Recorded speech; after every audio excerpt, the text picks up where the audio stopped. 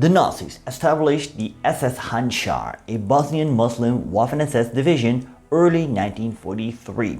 It was plagued by personnel shortages and saw a mutiny. It was in 1944 they started combat operations with mixed results. There were many desertions, and what did the Nazis do then? Well, they established another Muslim Waffen-SS division, and that was the SS Kama. But why did they establish another division? And was it any successful? Well, that's what you're gonna find out.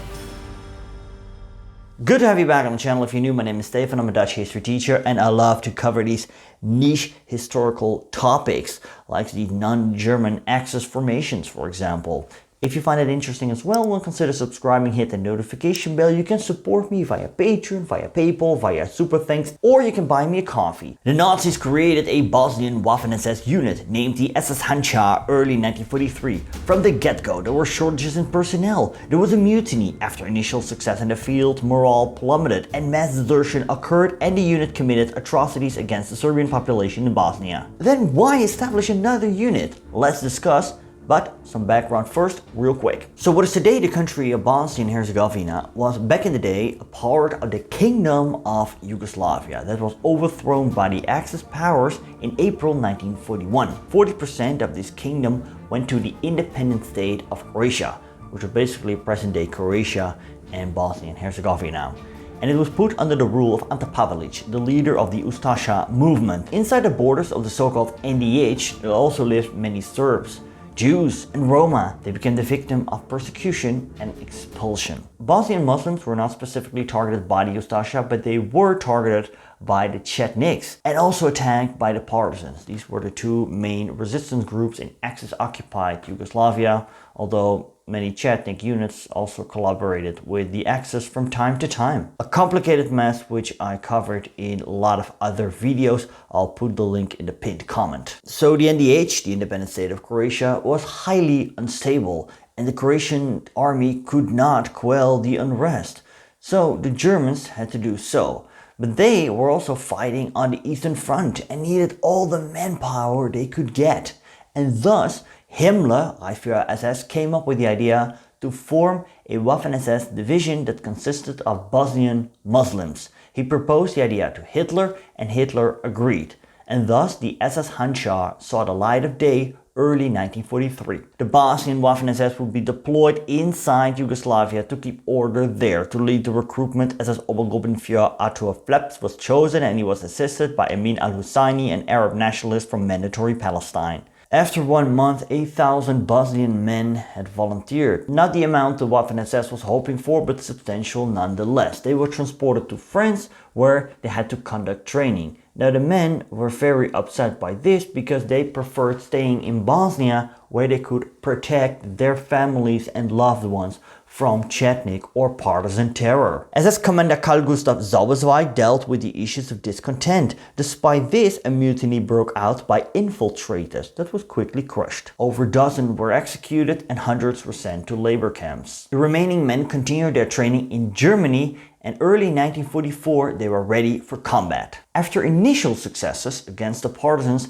they lost more men, morale plummeted, desertions occurred, and the men committed atrocities against the Serbian population. I talked in great detail about the SS-Handschar in another video, see the end card for that. All in all, not a great success, if you ask me. Yet Nazi high command did establish another Bosnian Muslim Waffen-SS unit. Why? Just real quick. The Bosnian Muslims are also named Bosniaks. Now some claim the word Bosniak was a word that came up later in the 1990s, although I read some used the word already during the Ottoman period. But back then there existed also many other words to describe the Muslims living in what is today Bosnia and Herzegovina. In the late spring of 1944, Nazi Germany was exhausted for having been at war for over 4.5 years. Defeats at Stalingrad and North Africa had seen entire German field armies wiped out. Germany's cities were bombed day and night.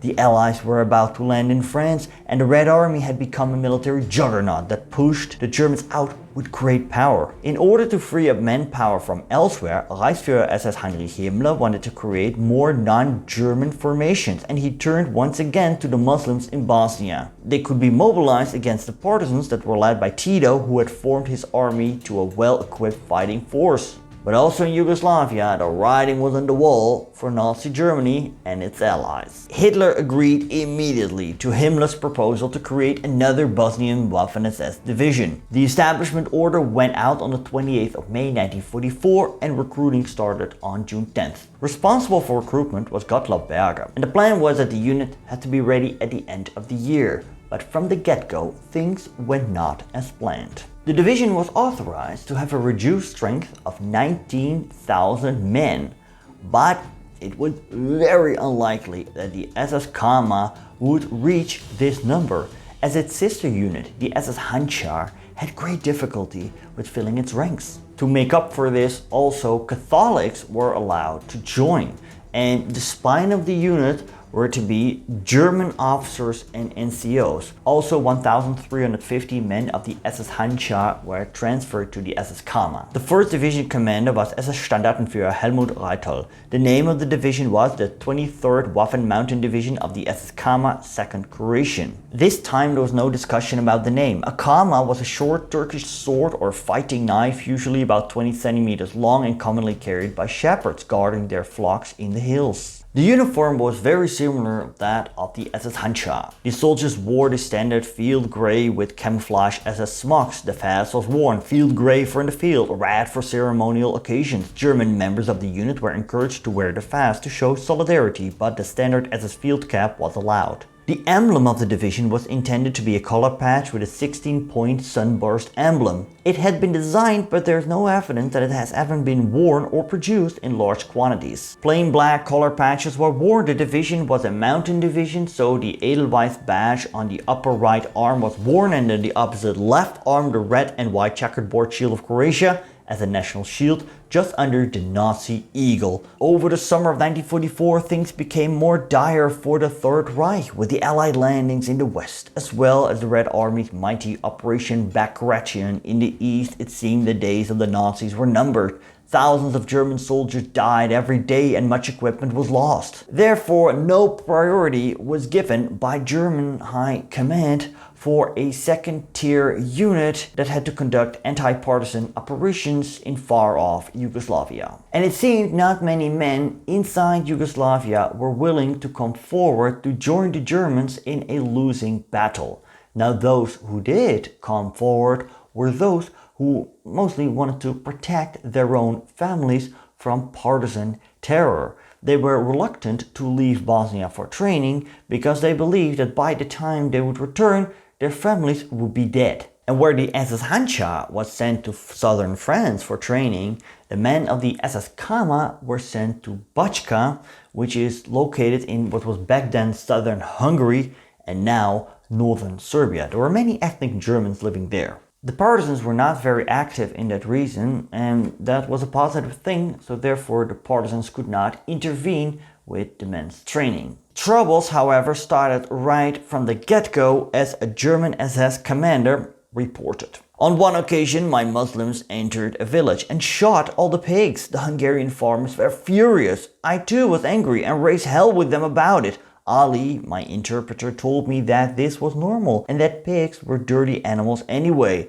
There was a Muslim festival that was celebrated by firing shots into the air. I wanted to use blank ammunition and prohibited the use of live rounds for this purpose. The Muslims ignored my order and used live rounds anyway, whereupon I too became live and nearly came to blows with them. Late that night, I awoke to find Ali seated near me with his dagger drawn. At first, I was startled and thought he was going to kill me, until he told me he was there for my protection, as many of his comrades were quite angry with me. Cultural differences were not the only thing, there were political problems as well, as one German platoon leader recalled. There was a number of shady characters among the Muslims. Several of the ethnic Germans believed that these individuals were actually partisans who had volunteered for the division simply to receive military training and would desert back to the partisan ranks after the return to Bosnia. And on top of all that, the decision to move north for training was not appreciated by the recruits, as they felt they were abandoning their families. In order to recruit more men, conscription was introduced for all able-bodied Muslim men born in the year 1926-27. Most of them ignored the call or went into hiding. Others joined the partisans instead. In short, conscription for the SS Kama was a complete failure. At the end of June 1944, Kama had 2,199 men, of which 1,400 came from Handschar. By the autumn, they reached their maximum strength, 3,739 men in all. Not even a quarter of its authorized strength. The unit had to rush into action in September, not in December as it was originally planned.